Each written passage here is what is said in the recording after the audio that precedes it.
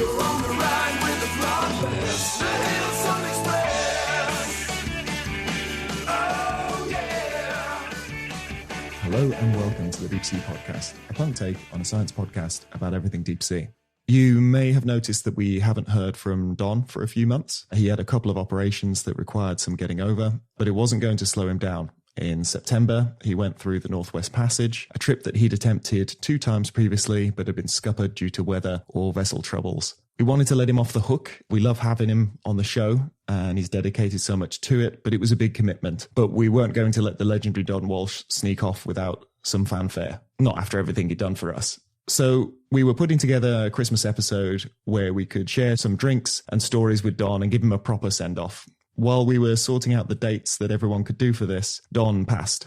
92 years old, nodding off in his favourite chair at the remote home surrounded by nature that he loved. I was chatting with him about the passage, and he clearly enjoyed it, so I just wanted to read you a little bit from his last email to me. Yes, it was great to check that one off my bucket list. 30-day cruise went well. Our French expedition ship was a full-fledged icebreaker, the only non-government one in the world. The passage was ice-free, so to show the guests some ice-breaking, we had to head north until we were 900 miles from the North Pole. There we got some 10-10 ice, which I'm assuming is a term for lots of ice, and had 3 days of satisfying crunching through the stuff. Saw 9 polar bears, including 3 with sows and cubs. Zodiac rides were offered to a couple of nearby ice floats where punters could, in quotes, go ashore for walks. As you can imagine, the food on board a French ship was superb, never lacking for croissants. 3 language groups on board, French, English and Chinese. Simultaneous translations made my 4 lectures much easier. Well, after 50 years working on the cruise ship lecturer circuit, this was our last trip. We were ready, and it was nice to be finished with engines in such luxury. And yes, I'd love to have a farewell chat round the year's end. I've been looking at the Discovery programme on the 5 Deeps, and there you are on the Puerto Rico Trench Expedition. You and Alan make quite the dynamic duo.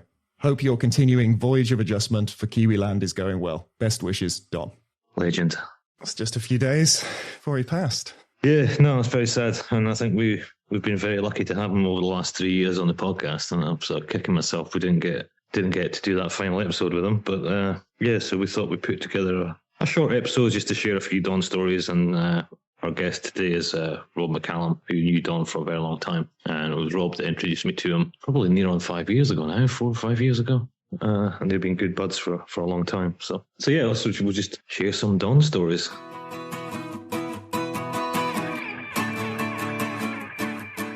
And so our guest today, who is someone who knew Don very, very well for decades, in fact, is our expedition leader and good friend, Rob McCallum from AOS Expeditions. And so, Rob, tell us a little bit about your history with Don. Yeah, I've known Don for, as you say, decades, and I knew him very, very well. It started off with a circumnavigation of the Antarctic continent, which was a 65-day voyage, and you can't help but spend 65 days with someone on a ship and not get to know them through the good, the bad, and the ugly. And with Don, it was almost all good.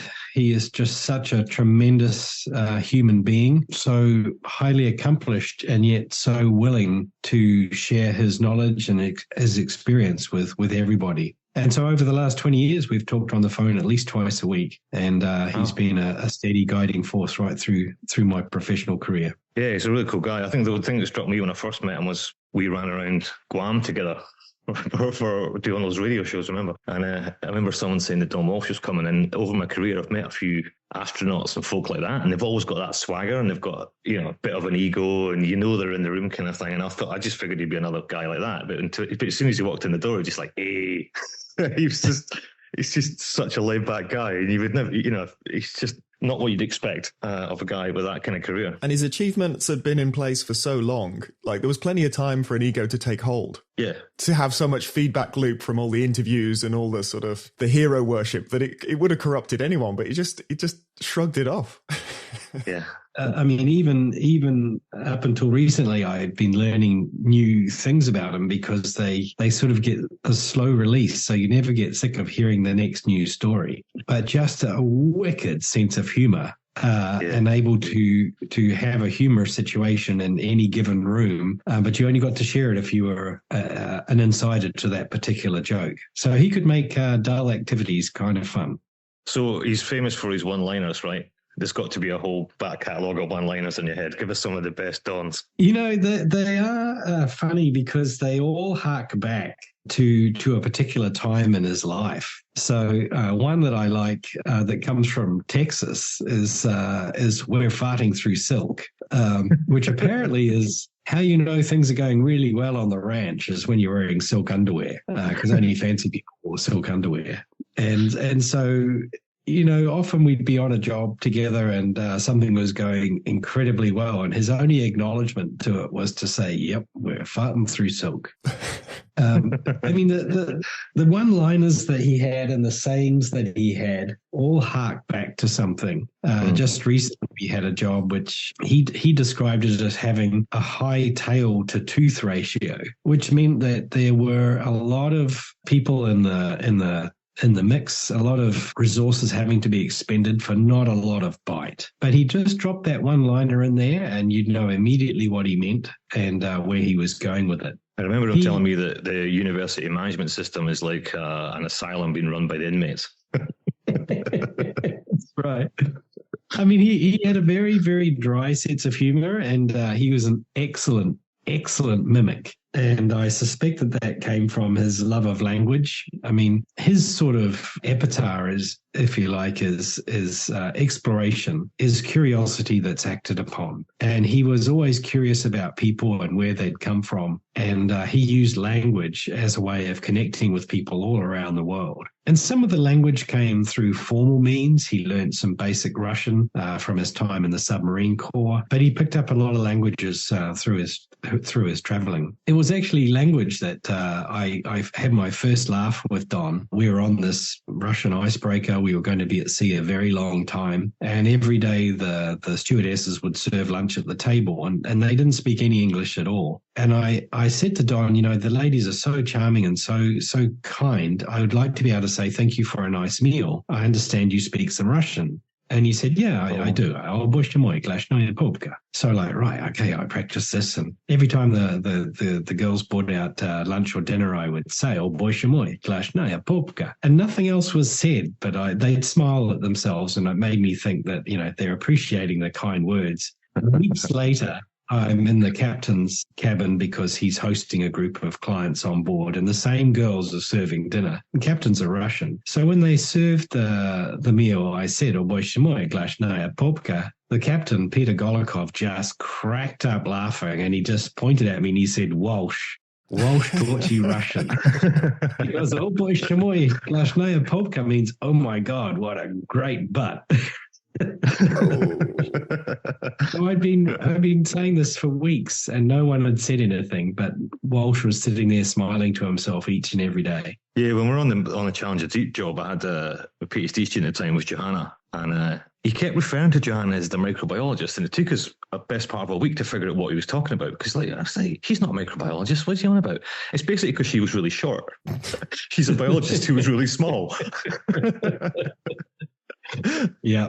I mean, I think he inherited his sense of humor from his mother, Marta. Marta lived to be 103. And I remember when she was 101, she had to go into the local town office to get her license revalidated because you had to get your driver's license done annually at that age. And the young thing behind the counter said to her, well, 101, I guess I won't be seeing you back here again. And Martha just smiled and said, I don't know, dear, you look pretty healthy to me.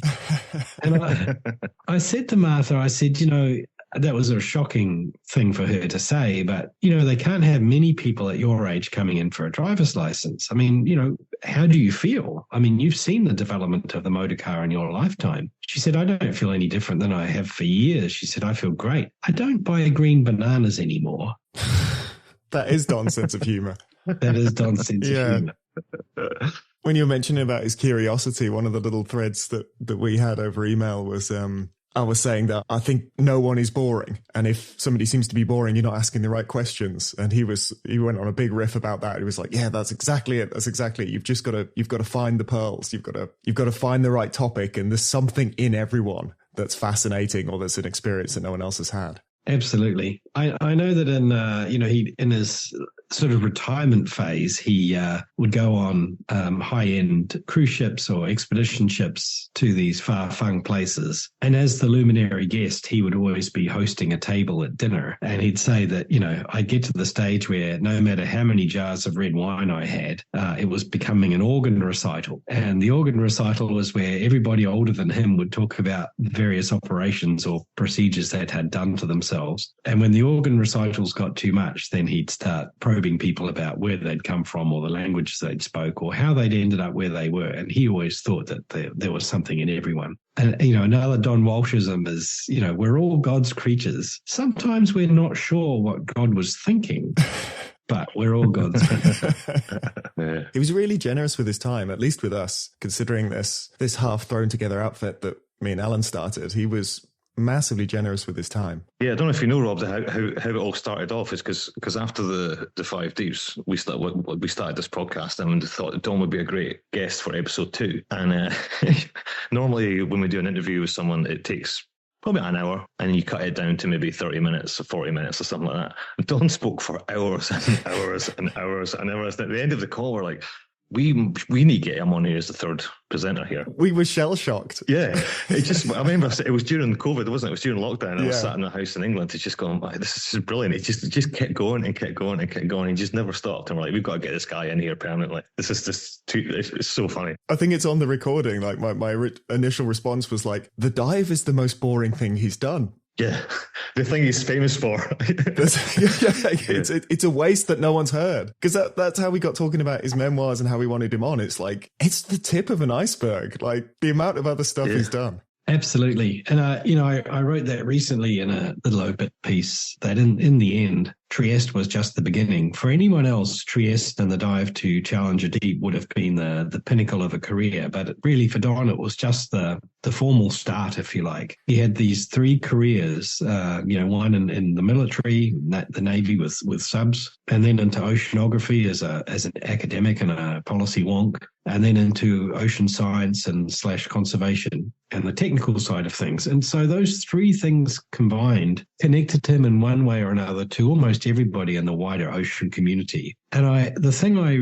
I've learned from Don that I love about Don is that he didn't really care whether you were a prince or a pauper. He would devote his time to anyone he thought he could generate a spark in, anybody that he thought he could further their sense of curiosity in the world around them, that was just, licensed to go hunting. And I've seen him put princes aside so he could spend more time with the paupers. One of my duties at Explorers Club dinners was to, fetch and carry jars of red wine to Don, who would have to stand there with long lines of people wanting to shake his hand and say hello and get a picture taken for him and with him. And even though he was in his 80s and had been standing in one place for hours, he never once showed any sense of frustration or any sense of boredom or any sense of stress. And the last time I did it, he was actually so physically tired by it that on our way to the table, he keeled over. And, there was one of us on either side of him. We managed to get him to his chair. But even though as an older man, as someone who was really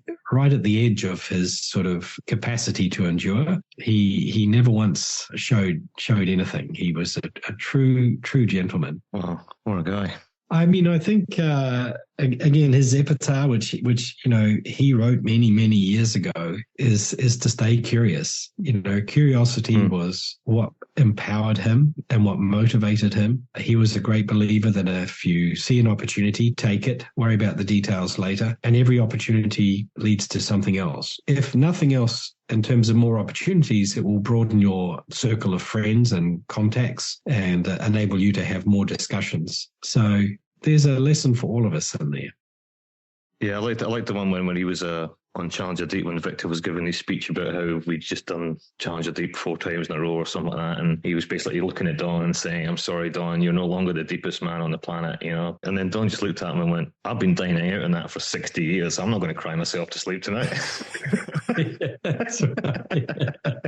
Yeah, that's I've reaped right. the benefits of this for a long time. Yeah, no, absolutely. I mean, he was an American superhero, like in terms of coming from that that era of the 60s, and he never ever let it go to his head. He only used it to provide the fuel that he needed to get further, to push science, to push conservation, to push wise management of the oceans. So kudos to him. I'm amazed that 60 years of that hero worship didn't corrupt him, but he wasn't quick to brag. It was brilliant. It was sort of people would be telling stories, and obviously, through explorers and things like that, everyone wants to share their achievements. And then he would just quietly like, oh, well, we did that. And then the ship ran aground, and then and his story would be so elaborate, but it was only when invited. And that's what we found on the show is like, we'd have to probe.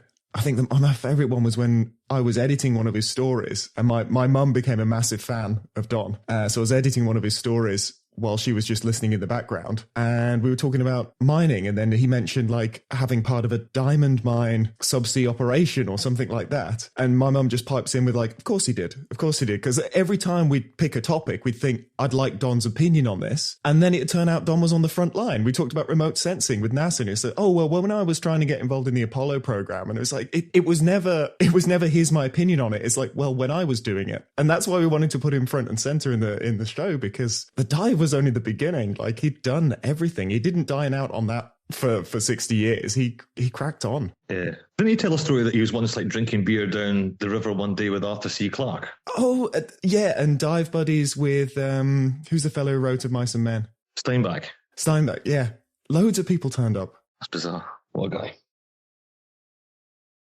When you think about his beginning, it is an incredible story, born to a very modest start in life in California, basically raised by a single mother. I mean, life could have taken a very different turn, but he used that first step into the military to take every opportunity that came along. And then, of course, came the dive. And then after that, he used every opportunity he could, not so much to push himself, but to make best use of the opportunity. I'm a great admirer of that modesty. I remember being with him and Jim Cameron, and Jim was saying, Jim is just in the process of doing the Deep Challenge dive to Challenger Deep. And he said to Don, I've decided that I could make a feature of your life. And if I do that, who would you like to play you? And anyone else would have kind of melted on the spot and sort of gone all gushy because the world's greatest film director is saying he's going to make a story about your life. And Don just looked at him and said, Julia Roberts.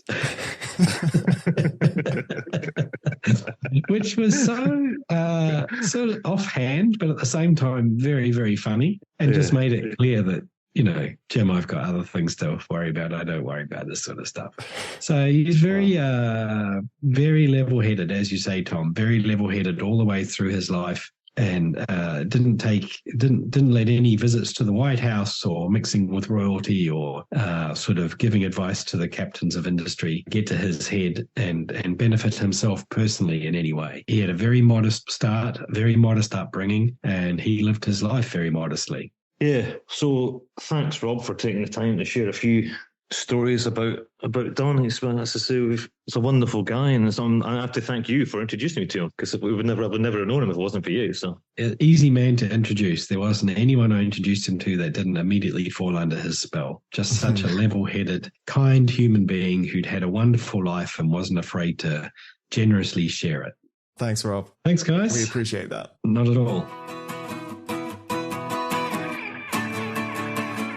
I love the Russian story. That's really good. Yeah, it's maybe a sense of humor that doesn't age quite so well, but I think he should be forgiven as being a previous generation. There's a few stories he's done that which have actually been like asking on a radio station in Guam. It was me, him, and Rob were sitting there, and it was drive time, and the guy says this is for families and stuff. And his opening question was, "This is the first time you've been in Guam since 1960. Has it changed much?" He says, "Well, it looks the same, but I've heard it's got Hooters." And you're like, we're sitting there going, "Don, don't talk about Hooters on breakfast radio, right?" And so stuff like that. And then he said something really cheesy to a journalist who came on the ship once, and she kind of looked at him and was like, "Really?" And he was like, I'm 87 years old. I don't care anymore. There was the one story that we hesitated on. Oh, the one where he's getting felt up under the table. No, but it's Don, so we kind of had to put it out. But yeah, there was one where we're just like, this has nothing to do with the deep sea. Yeah.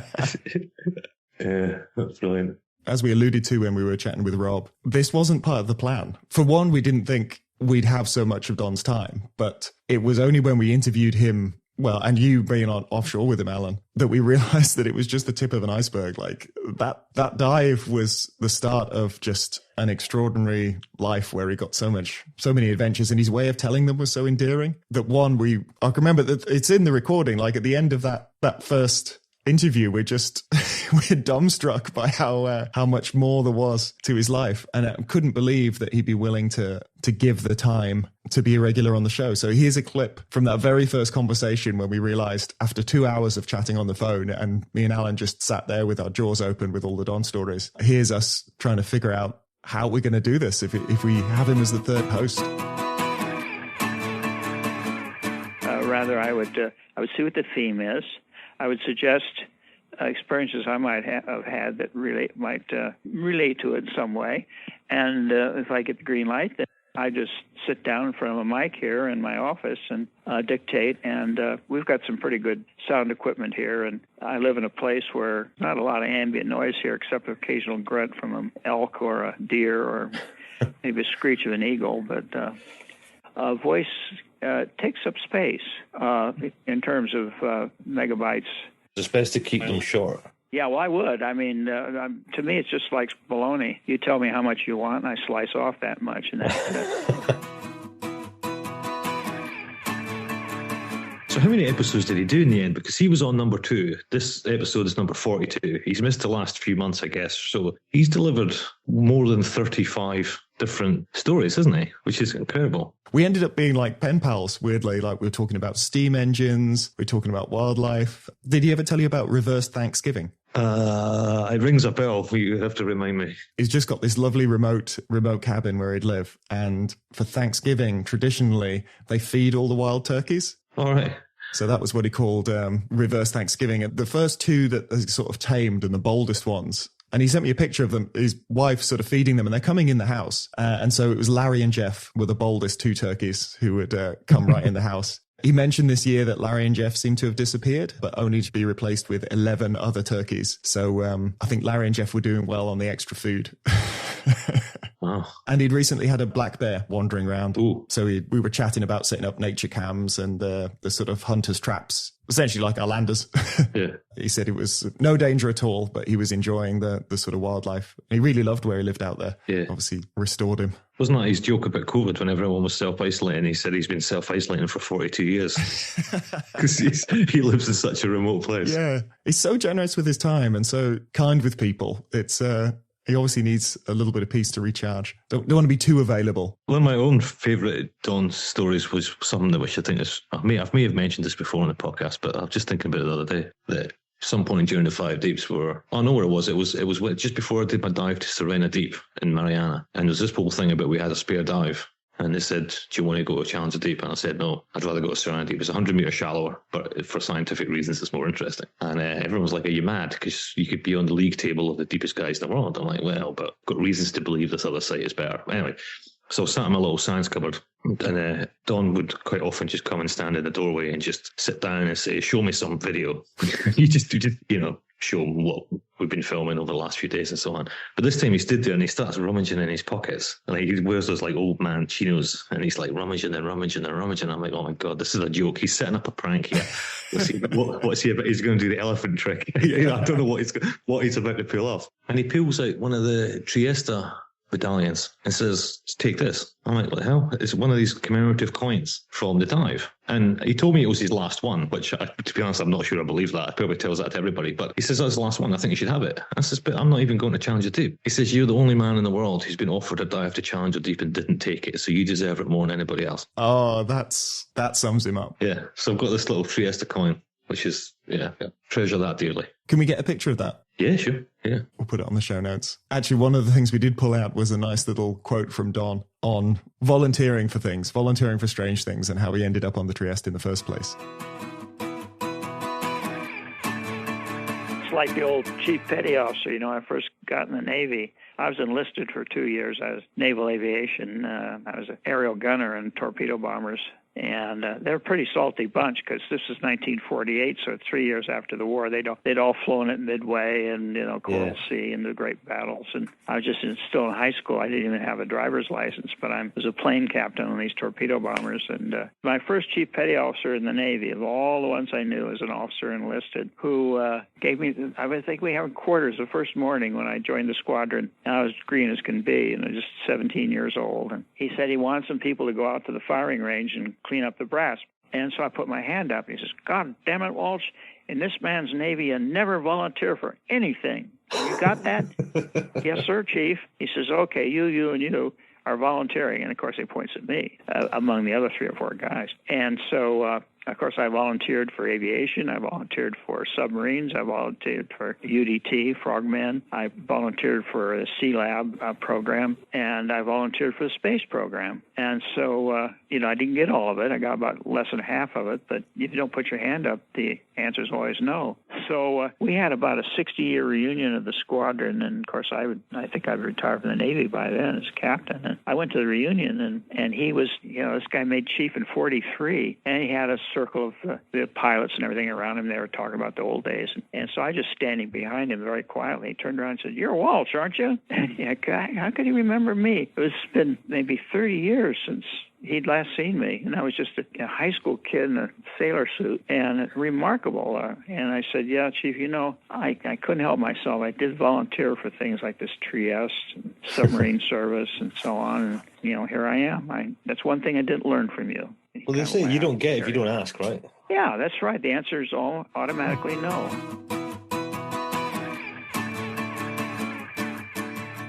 So we'll leave this one short. We were hoping for a fun Christmas one with lots of folk gathered round, sharing some stories, but of course things changed quite suddenly. But we still wanted to give Don a send off. So thank you, Don, for the time and energy that you gave us. And I feel really privileged to have gotten to know you in the last few years. You were surprisingly chatty over emails. You must be so horribly busy, but it was good to talk about steam engines and compare family photos and family traditions.